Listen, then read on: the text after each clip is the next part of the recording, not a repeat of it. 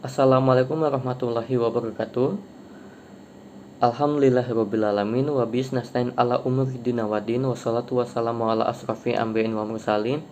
Wa ala alihi wa sahbihi ajmain amma ba'du.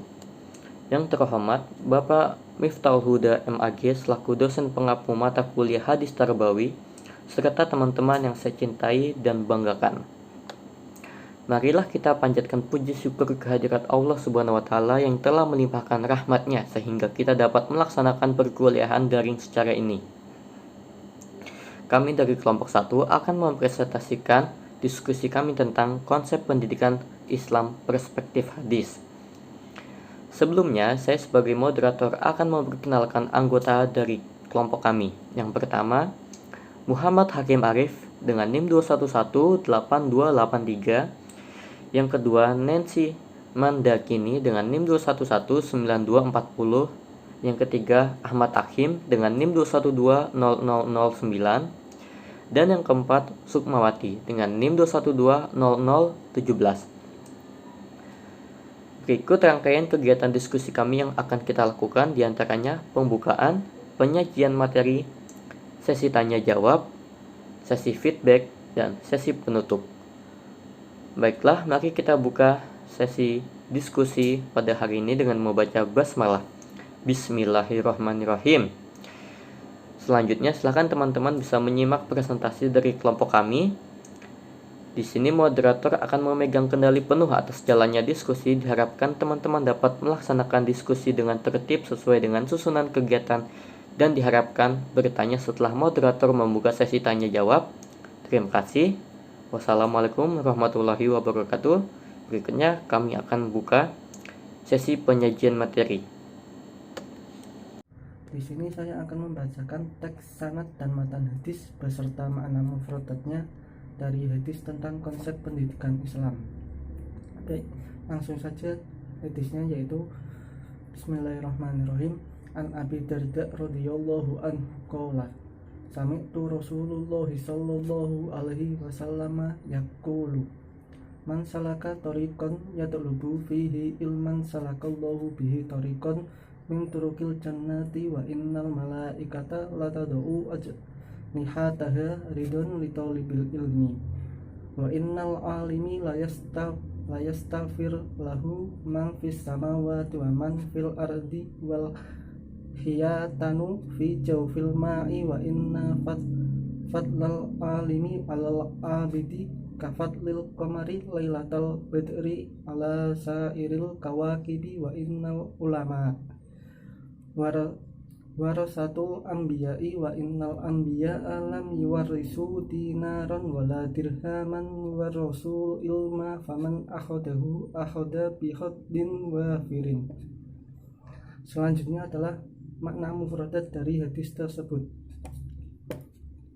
Salaka torikon bermakna menempuh perjalanan. Yatlubu fihi ilman bermakna mencapai ilmu pengetahuan. Dan yang terakhir, latad'u ajnihataha bermakna sungguh para malaikat membentangkan sayapnya. Dari majas mereka memberikan penghormatan kepadanya. Di sini saya akan membacakan tentang terjemahan hadis tersebut. Terjemahan hadis tersebut bersumber dari Abu Darda radhiyallahu. Ia berkata, saya mendengar Rasulullah Shallallahu alaihi wasallam bersabda, barang siapa menempuh jalan yang dimanfaatkan untuk menuntut ilmu pengetahuan, Allah akan memudahkan jalannya ke surga dan para malaikat akan melebarkan sayapnya untuk menuntut ilmu lantaran puas dengan apa yang telah dikerjakan, bahwa orang alim itu didoakan oleh penghuni-penghuni atau malaikat-malaikat di langit dan di bumi sampai ikan-ikan yang di dalam air sekalipun. Kelebihan orang alim daripada abid bagaikan kelebihan bulan daripada bintang-bintang yang lain. Bahwa ulama itu adalah pewaris para nabi, dan para nabi-nabi itu tidak mewariskan semata uang dinar dan dirham pun, tetapi para ulama itu hanya mewariskan ilmu pengetahuan. Oleh karena itu, barang siapa yang mengambilnya, ia mendapatkan saham yang besar. Di sini saya akan menjelaskan tentang kandungan hadis, pengertian tarbiyah, ta'lim, dan ta'dib. Tarbiyah memiliki makna yaitu proses pengembangan dan bimbingan meliputi jasad, akal, dan jiwa yang dilakukan secara berkelanjutan dengan tujuan akhir si anak didik tumbuh dewasa dan hidup mandiri di tengah masyarakat, menyempurnakan fitrah kemanusiaan tanpa batas sesuai dengan syariat Allah Subhanahu wa taala. Menurut Abdul Fattah Jalal, ta'lim merupakan proses pemberian pengetahuan, pemahaman, pengertian, tanggung jawab sehingga diri manusia itu menjadi suci atau bersih dari segala kotoran, sehingga siap menerima hikmah dan mampu mempelajari hal-hal yang bermanfaat bagi dirinya atau keterampilan. Al-Aqas mengartikan ta'dib yang seakar dengan adab, memiliki arti pendidikan, peradaban, dan kebudayaan, sebagai pengenalan dan pengakuan yang secara berangsur-angsur ditanamkan kepada manusia tentang tempat tetap dari segala sesuatu di dalam tatanan penciptaan, sehingga membimbing ke arah pengenalan dan pengakuan kekuatan dan keagungan Tuhan. Pengertian pendidikan Islam. Pendidikan Islam adalah pendidikan yang bertujuan membentuk individu menjadi makhluk yang bercorak diri, berderajat tinggi menurut ukuran Allah, dan isi pendidikannya untuk mewujudkan itu adalah ajaran Allah. Menurut beliau, pendidikan dapat dikatakan pendidikan Islam jika memiliki dua ciri khas. Tujuannya untuk membentuk individu menjadi bercorak diri tertinggi menurut ukuran Al-Quran. Isi pendidikannya adalah ajaran Allah yang tercantum lengkap dalam Al-Quran yang pelaksanaannya di dalam praktik sehari-hari sebagaimana dicontohkan oleh Nabi Muhammad SAW. Ruang lingkup pendidikan Islam. 1. Perbuatan mendidik. 2. Peserta didik. Dan 3. Peserta didik. 3. Dasar dan tujuan pendidikan Islam. 4. Pendidik. 5. Materi pendidikan Islam. 6. Media pendidikan. 7. Evaluasi pendidikan. 8. Lingkungan sekitar. Analisis hadis. Jika dikaji secara semantik, hadis di atas memiliki arti sebagai proses pendidikan dengan didasari semangat tinggi dalam memahami dan menyadari kehidupan sehingga ketakwaan, budi pekerti, dan pribadian yang luhur. Kata yang menunjukkan hadis tersebut berkaitan dengan at-tarbiyah.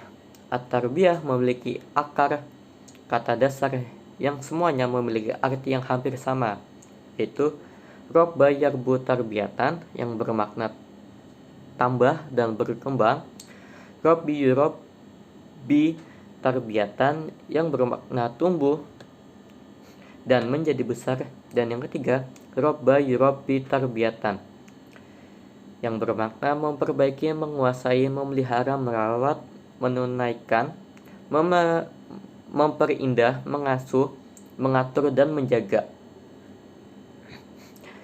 Abdurrahman Al-Bani mengambil konsep pendidikan dari akar-akar kata tersebut jauh lebih lagi.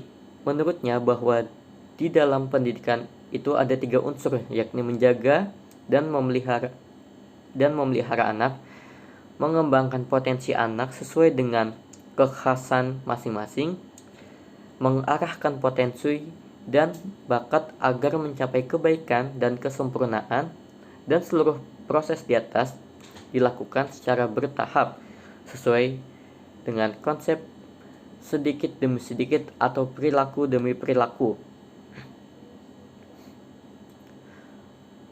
Adapun pengertian al-tabib mengacu pada pengertian pembelajaran al-ta'lim dan pengasuhan yang baik. Untuk menjadi al-tadib merupakan istilah yang paling tepat dan cermat untuk menunjukkan pendidikan dalam Islam. Nampaknya Naqib melihat al-tabib sebagai sebuah sistem pendidikan Islam yang di dalamnya ada 3 sub-sistem, yaitu pengetahuan, pembelajaran, dan pengasuhan. Pengertian semacam ini terus terpakai sepanjang masa kejayaan Islam itu, hingga semua ilmu pengetahuan yang dihasilkan oleh akal manusia waktu itu disebut adab, baik yang langsung berhubungan dengan Islam seperti fikih, tafsir, tauhid, ilmu-ilmu bahasa Arab, dan lainnya, maupun yang tidak berhubungan langsung seperti ilmu fisika, filsafat, astronomi, kedokteran, farmasi, dan lain-lain.